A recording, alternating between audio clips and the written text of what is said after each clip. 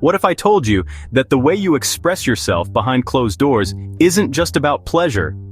It's about your deepest emotions, your fears, and your hidden attachment styles.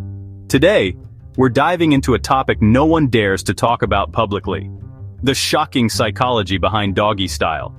You think you know what it is. You think it's just a physical act. But it's not.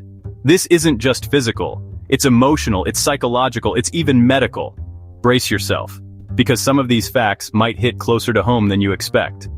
You might be surprised at what you learn about yourself, your partner, and the hidden dynamics at play in your relationship. Let's get real, folks. It's time to pull back the sheets and face the truth. Let's talk about emotional distance, folks. You see, doggy style is often a go-to for people who struggle with vulnerability, who build walls around their hearts. They crave connection, they want intimacy, but they're terrified of letting anyone in. Think about it. No eye contact, no face-to-face vulnerability. It's a way to experience physical closeness while keeping your emotions at arm's length. It's a protective mechanism, a way to avoid the risk of getting hurt. Now, this isn't about judging anyone's preferences, it's about understanding the why behind the behavior. If you find yourself drawn to positions like this, ask yourself, are you truly present in your intimacy, or are you holding back? Are you protecting your heart without even realizing it? Because here's the thing, true intimacy requires vulnerability. It requires letting someone see you, all of you, the good, the bad, and the messy. And that can be scary, I get it. But listen to me. You deserve to experience the kind of love that makes you feel safe, seen, and truly known. Don't let fear rob you of that. Now let's talk about the thrill seekers, the ones who live life on the edge. You know the type, always chasing the next adrenaline rush, the next big adventure. Well, guess what?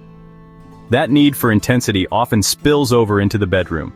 For these folks, doggy style isn't just about pleasure. It's about the rush. It's about the primal, animalistic energy that comes with this position. It's about feeling dominant, in control, and maybe even a little bit dangerous. And you know what?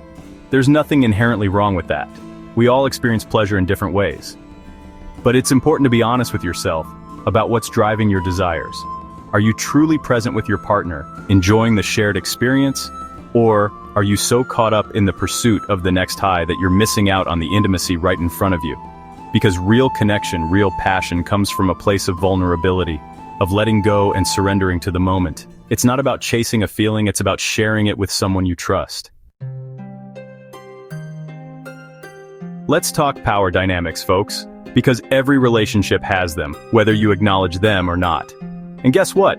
They often play out in the bedroom, especially when it comes to doggy style. Think about it. This position inherently involves one person taking the lead, asserting their dominance, while the other surrenders control. Now, that can be incredibly erotic, there's no doubt about it. But it can also be a slippery slope if you're not careful. Because if you're constantly seeking out this position, if it's the only way you feel truly satisfied, then it's time to ask yourself some tough questions. Are you unconsciously recreating power struggles from other areas of your life? Are you afraid of true equality in your relationships? Because here's the thing, healthy relationships are built on mutual respect, on give and take. It's not about one person always being in control, it's about finding a balance, a way to explore your desires and boundaries together. So the next time you find yourself in this situation, take a moment to check in with yourself and your partner. Are you both truly comfortable with the power dynamic at play? Or is it time to switch things up, to explore other ways of connecting that feel more balanced and fulfilling? Chapter 4, Fear of Rejection. You know, sometimes the things we do in the bedroom, the positions we choose, they tell a story. And sometimes that story is about fear. Fear of rejection, fear of vulnerability, fear of getting hurt. See, for some people, doggy style isn't about dominance or control. It's about creating a safe distance, a way to experience intimacy without fully letting go. It's a defense mechanism, a way to protect themselves from the pain of potential rejection. Think about it. No eye contact, no need to read your partner's expression, no chance of seeing disappointment or judgment in their eyes. It's a way to stay in control, to guard your heart, even in the midst of passion. And let me tell you, as someone who's worked with countless couples over the years, I've seen firsthand the heartache that fear of rejection can cause. It can keep you trapped in a cycle of superficial connections, never allowing yourself to experience the depth of love and intimacy you truly deserve. So if this resonates with you, if you recognize yourself in these words, know this: you are not alone, and more importantly, you deserve to heal. Take the time to understand those fears, to work through the pain of past rejections, and to learn how to open yourself up to the possibility of a love that is safe, supportive, and truly fulfilling. Let's be honest, folks. Some people just like to be in control. Whether it's in the boardroom, the living room, or the bedroom, they thrive on structure, on calling the shots. And you know what? That need for control often manifests in their sexual preferences, particularly when it comes to doggy style. Now, there's nothing inherently wrong with enjoying this position, but it's important to understand the underlying motivations. Are you choosing it because it brings you genuine pleasure? Or are you using it as a way to assert your dominance, to maintain a sense of power and control in the relationship? See, for some, it's not just about the physical sensations, it's about the psychological game. It's about being the one who sets the pace, the depth, the rhythm of the encounter. It's about claiming their space, both physically and mentally. And listen, if both partners are on board with this dynamic, if it adds to their pleasure and enhances their connection, then more power to them. But if it becomes the only way to experience intimacy, if it starts to feel one-sided or controlling, then it's time to have a serious conversation about needs, boundaries, and the importance of mutual respect in the relationship. You know, the human psyche is a complex and mysterious thing. The experiences we have, especially in childhood, they shape us, they mold us, they leave their mark. And sometimes those marks manifest in ways we don't even realize, especially when it comes to our intimate relationships. See, for some people, their preference for doggy style isn't just a matter of taste, it's a reflection of past trauma. It's a way to experience closeness without triggering the fear and vulnerability associated with face-to-face intimacy. Think about it. If you've experienced abuse, neglect, or abandonment, if your trust has been shattered at a young age, it's only natural to build walls around your heart, to seek out ways to protect yourself from further pain. And for some, that protection manifests as a preference for positions that offer a sense of control, a way to stay emotionally detached, even in the midst of physical intimacy. Now, this isn't about blame or shame, it's about understanding the profound impact that trauma can have on our lives, on how we love, how we connect, how we experience pleasure.